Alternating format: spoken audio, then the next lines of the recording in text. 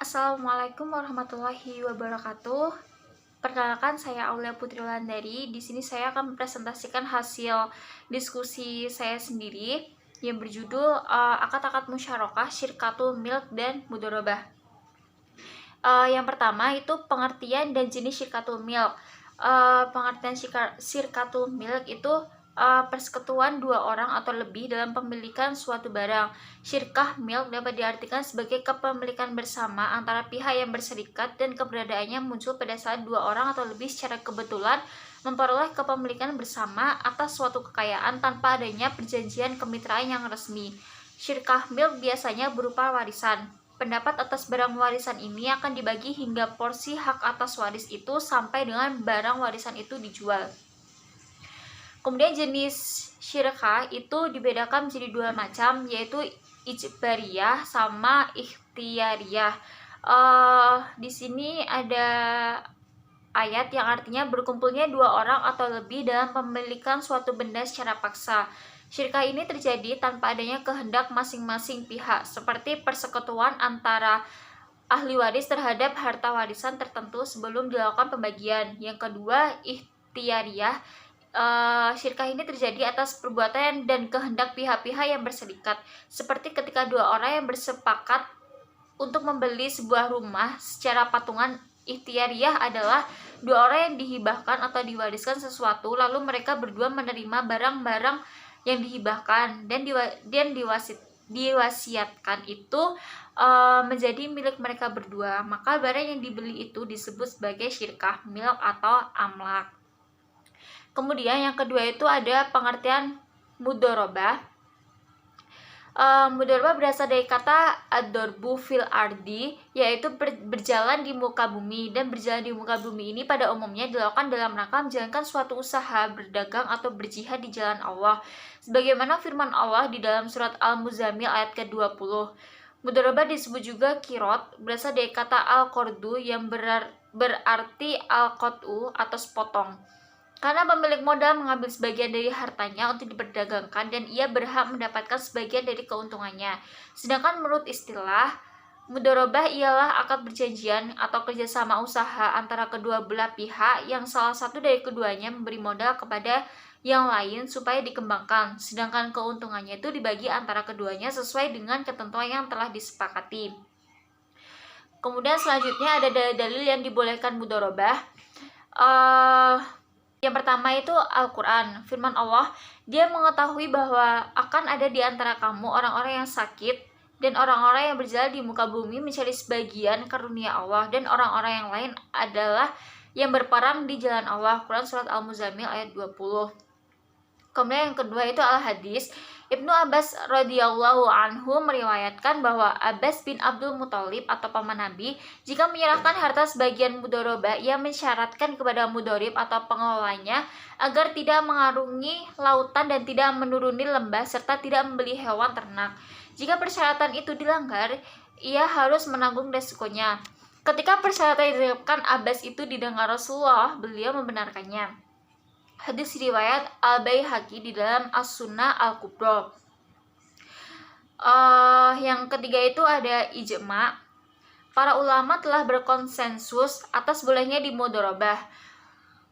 Sejumlah sahabat menyerahkan kepada al-mudharib harta anak yatim sebagai mudharabah dan tak ada seorang pun mengingkari mereka karenanya hal itu dipandang sebagai ijma. Kemudian selanjutnya yaitu kias. Transaksi mudharabah dikiaskan kepada transaksi musakoh. Yang selanjutnya kaidah fikih. Pada dasarnya semua bentuk muamalah boleh dilakukan kecuali ada dalil yang mengharamkannya. Islam mensyariatkan akad kerjasama mudharabah untuk memudahkan orang karena sebagian mereka memiliki harta namun tidak mampu mengelolanya, dan di sana ada juga orang yang tidak memiliki harta namun memiliki kemampuan untuk mengelola dan mengembangkannya. Maka syariat membolehkan kerjasama ini agar mereka bisa saling mengambil manfaat di antara mereka. Pemilik modal memanfaatkan keahlian mudharib atau pengelola, dan mudharib itu memanfaatkan harta, dan dengan demikian terwujudlah kerjasama harta dan amal. Allah tidak mensyariatkan satu akad kecuali untuk mewujudkan kemaslahatan dan menolak kerusakan. Kemudian selanjutnya itu ada rukun mudharabah. Yang pertama itu adanya modal, kemudian yang kedua itu jenis usaha, ketiga keuntungan, keempat zigot atau pelafalan transaksi, kelima dua pelaku transaksi yaitu pemilik modal dan pengelola. Kemudian selanjutnya itu ada syarat mudharabah. Yang pertama itu penyedia dana dan pengelola harus cakap hukum. Kemudian yang kedua, pernyataan ijab dan qabul harus dinyatakan oleh para pihak untuk menunjukkan kehendak mereka dalam mengadakan kontrak atau akad. Dengan memperhatikan satu, penawaran dan penerimaan harus secara eksplisit menunjukkan tujuan kontrak atau akad. Kemudian penerimaan dari penawaran dilakukan pada saat kontrak. Yang ketiga, akad dituangkan secara tertulis melalui korespondensi atau dengan menggunakan cara-cara komunikasi modern. Selanjutnya itu ya modal itu sejumlah uang dan atau aset yang diberikan oleh penyedia dana kepada pengelola atau mudharib untuk tujuan usaha dengan syarat sebagai yang pertama, modal harus diketahui jumlah dan jenisnya. Modal dapat berbentuk uang atau barang yang dinilai. Jika modal diberikan dalam bentuk aset, maka aset tersebut harus dinilai pada waktu akad. Kemudian modal tidak dapat berbentuk piutang dan harus dibayarkan kepada mudharib atau pengelola modal, baik secara bertahap maupun tidak sesuai dengan kesepakatan dalam akad. Kemudian keuntungan mudharabah itu jumlah yang didapat sebagai kelebihan dari modal. Syarat keuntungannya itu harus diperuntukkan bagi kedua pihak dan tidak boleh disyaratkan hanya untuk satu pihak. Bagian keuntungan proporsional bagi setiap pihak harus diketahui dan dinyatakan pada waktu kontrak disepakati dan harus dalam bentuk prosentasi atau nisbah dari keuntungan sesuai kesepakatan. Perubahan nisbah harus berdasarkan kesepakatan. Kemudian, penyedia dana menanggung semua kerugian akibat dari mudharabah dan pengelola tidak boleh menanggung kerugian apapun kecuali diakibatkan dari kesalahan disengaja, kelalaian, atau pelanggaran kesepakatan. Kemudian, selanjutnya itu keinginan usaha oleh pengelola atau mudharib sebagai pertimbangan modal yang disediakan oleh penyedia dana harus memperhatikan hal-hal berikut. Yang pertama, kegiatan usaha adalah hal eksklusif pengelola tanpa campur tangan penyedia dana, tetapi yang mempunyai hak untuk melakukan pengawasan. Yang kedua, penyedia dana tidak boleh mempersempit tindakan pengelola sedemikian rupa yang dapat menghalangi tercapainya tujuan mudharabah, yaitu keuntungan.